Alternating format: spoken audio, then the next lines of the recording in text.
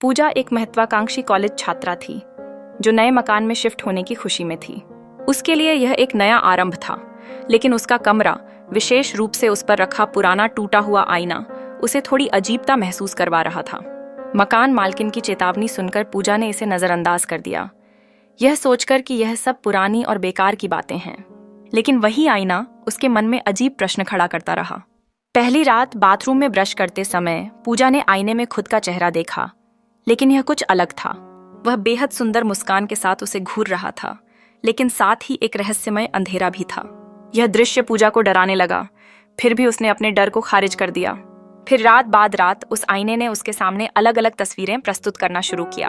हर बार जैसे वह आईने में देखती, उसे अपनी परछाई में कुछ असामान्य दिखाई देता। विशेषकर एक रात जब उसने देखा कि आईने में उसका प्रतिबिंब उसके साथ नहीं था, बल्कि अपनी मर्जी से हिल रहा था। आईने ने पूजा से कहा, अब तुझे जाना होगा, मेरी जगह लेने के लिए तू ही सबसे सही है। उस पल पूजा का दिल धड़क उठा। उसे लगा जैसे किसी ने उसे अंधेरे में घसीट लिया है।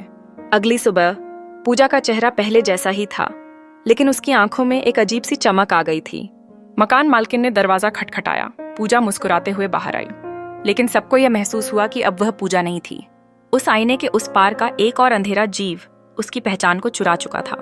अब पूजा, जो पहले एक होशियार और शांत लड़की थी, न केवल उसी मकान में रही, बल्कि उस आईने के पार भी एक अनजान जीव बन गई। यह कहानी हमें सिखाती है कि हर चीज को नजरअंदाज करना समझदारी नहीं होती। कई बार केवल दिखने के लिए नहीं, बल्कि चेतावनी देने के लिए भी चीजें होती हैं। यह किसी भी खतरे को दरकिनार करने से हमारे जीवन में गंभीर परिणाम हो सकते हैं।